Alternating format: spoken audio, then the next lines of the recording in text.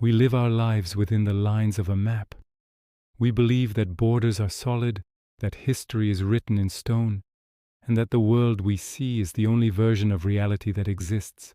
We carry passports to prove who we are, documents to show where we belong, and memories to anchor us to our timeline. But what happens when the world you know suddenly stops recognizing you?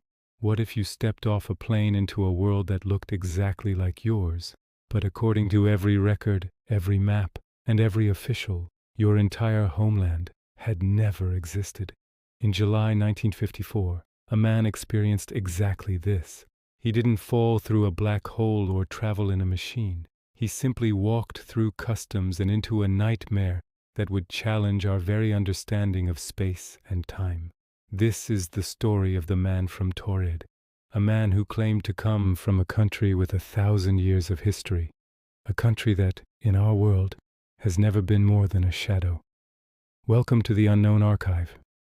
Today we open a file that bridges the gap between our world and the multiverse. We are looking for the man who slipped through the cracks of reality. The setting is Haneda Airport, Tokyo. The year is 1954. Japan is a nation in the middle of a post-war economic miracle, a bustling hub of international trade and travel. It was a hot July day when a conventional-looking businessman, described as being of Caucasian appearance with a beard, stepped off a flight from Europe. He spoke several languages, but his primary tongue was French. He was well-dressed, professional, and entirely unremarkable until he reached the customs desk. The customs officer went through the standard routine. "Passport, please." The man handed over a leather-bound document. It looked legitimate. It had official seals, stamps from previous travels, and a clear photo of the man. But when the officer looked at the name of the issuing country, he stopped. The gold letters on the cover read, "The Kingdom of Taured." The officer blinked. He had processed thousands of travelers from all over the globe, but he had never heard of Taured. He asked the man to repeat the name. "Taured," the man said, sounding slightly annoyed as if the question was absurd. The officer checked his official list of recognized nations. Taured was not there. He called over a supervisor. They looked at the passport together. To their shock, the passport was perfectly genuine in its construction. It wasn't a crude forgery. It had the complex watermarks and high-quality paper of a real government document. Even more baffling were the stamps. The man had used this passport to travel to several countries in Europe and Asia before arriving in Japan. The stamps were real, they were dated, they were official. The man was taken to a small interrogation room. He wasn't acting like a criminal or a spy. He was acting like a confused, increasingly angry businessman who was being late for a meeting. He told the officials that he was in Japan for business, just as he had been many times before. He named the company he was supposed to meet with and the hotel where he had a reservation. The Japanese officials began making calls. They contacted the company. The company's representatives were baffled. They had never heard of the man, and they certainly didn't have a meeting scheduled with anyone from a place called Taured. They called the hotel. The hotel staff checked their records. No reservation existed for the man. The web of reality was beginning to unravel around him. The man was becoming frantic. He insisted that Taured was a real place. He said it was located between France and Spain. He claimed it had been a sovereign kingdom for over 1,000 years. Finally, the officials brought out a world map. They laid it on the table and asked the man to point to his home. Without hesitation, he pointed to the area occupied by the small principality of Andorra. When he saw the word Andorra printed on the map, the man turned pale. He began to shake. He insisted that Andorra didn't exist and that Taured should be in its place. He looked at the officials as if they were the ones who were insane. "Taured has been there for a millennium," he shouted. He couldn't understand why the map in front of him was wrong. In the Unknown Archive, we analyze this moment as the ultimate glitch. This wasn't a man trying to sneak into a country. This was a man who genuinely believed the world had changed overnight. The Japanese authorities were at a loss. They couldn't let him into the country without a valid passport, but they couldn't deport him to a country that didn't exist. They decided to detain him overnight until they could contact the European embassies for clarification. They took him to a nearby high-rise hotel. The room was on the 15th floor. To ensure he didn't leave, 2 armed immigration guards were stationed outside his door. There was no balcony, and the windows were sealed shut, standard for high-altitude hotel rooms. The man was given dinner and left to rest. The guards remained at their post all night. They didn't hear a sound from inside the room. No one entered and no one left. The next morning the officials returned to the hotel to take the man for further questioning. The guards opened the door. The room was empty. The bed was made. The man's luggage, which had been placed in the room with him, was gone. But how? The guards had been at the only exit for every second of the night. The window was still locked from the inside. There was no way a human could have climbed down 15 stories of flat glass and steel. But the mystery didn't stop there. The officials went back to the airport security office to retrieve the man's passport and his other personal documents, which had been held in a secure locker. When they opened the locker, it was empty. The passport from Taured, the driver's license, the bank books from a non-existent bank, everything had vanished. It was as if the man and every trace of his existence had been deleted from our timeline.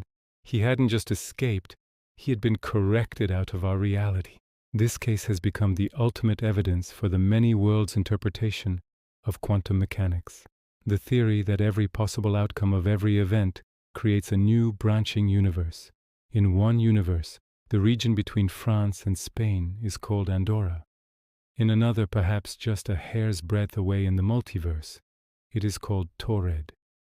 Did this man accidentally step through a thin spot in reality? Did he cross a bridge between two worlds that momentarily overlapped at Haneda airport? Some researchers suggest that certain locations like busy transportation hubs have high electromagnetic activity that might occasionally trigger these interdimensional slips. If he did slip through, his disappearance the next morning suggests that the universe realized the error. Like a cosmic immune system, it removed the foreign object and returned him to his own timeline, or perhaps into the void between worlds. Of course, skeptics have their own theories. They point to the lack of contemporary newspaper reports from 1954 as evidence that the story is a modern urban legend. However, some researchers have found mentions of a man with a strange passport in Japanese fringe journals and immigration legends that date back decades. Another popular theory is that the story is based on a real but less supernatural event involving a man named John Zegrus.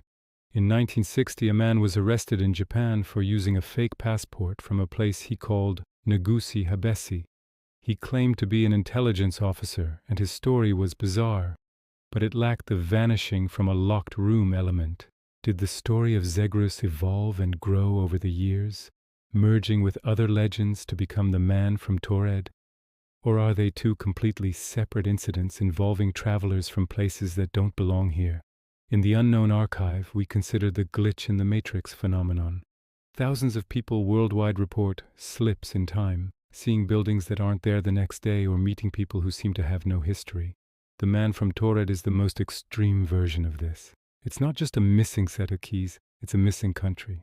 Imagine the psychological horror that man felt looking at a map of the world and seeing your home, the place where your parents were born, where you went to school, where you pay your taxes, replaced by a name you've never heard. To him, we were the ones living in the wrong reality. To him, the kingdom of Taured was as real as Japan or France. This brings up a haunting question. If you were to vanish today and reappear in a world where your country didn't exist, how would you prove who you were? Your ID would be called a fake.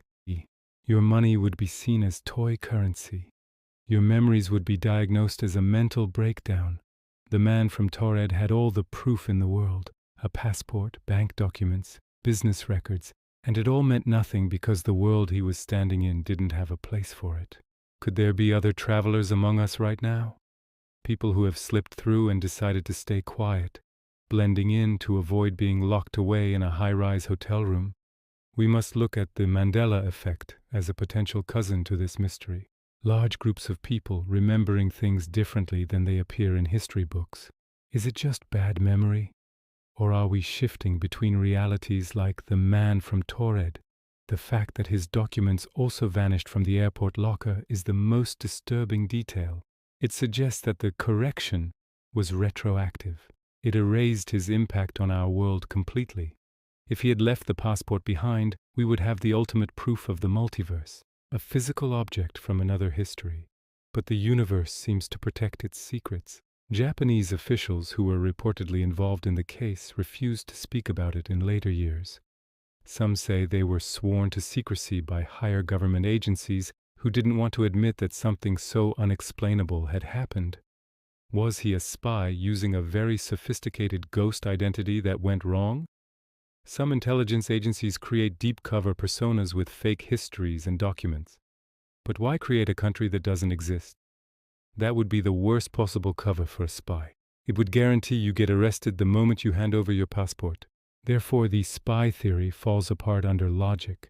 No agency is that incompetent. Which leaves us with the impossible. He was telling the truth.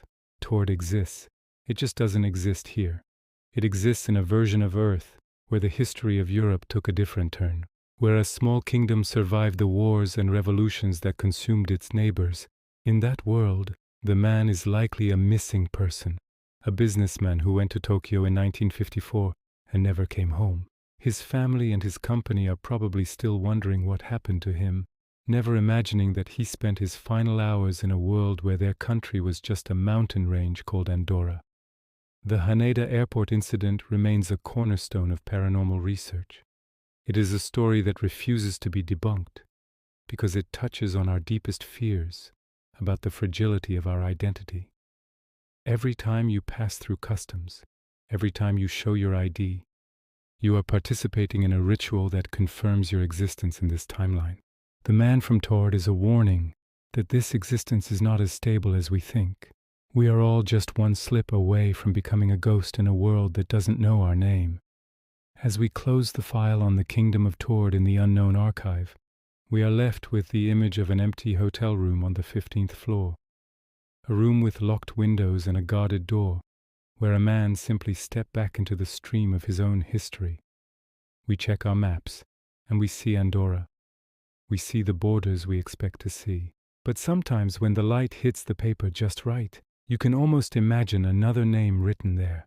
What other kingdoms are hidden in the folds of the multiverse?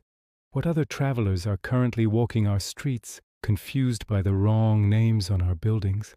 The mystery of the man from Taured is a mystery of the soul as much as it is a mystery of science. It asks what truly defines us, the documents in our pocket or the world in our head. The Japanese authorities never found him. No body was found on the pavement below the hotel. No stowaway was found on any departing plane. He was there and then he was not. A momentary glitch in the grand machinery of the universe. If you ever find yourself in a place that feels wrong, if the maps don't match your memories, remember the man from 1954. You might have just crossed a border that no one else can see. Thank you for joining us in the Unknown Archive. If you enjoyed this journey into the multiverse, subscribe and stay curious, and tell us in the comments, have you ever experienced a glitch in your reality? Until next time.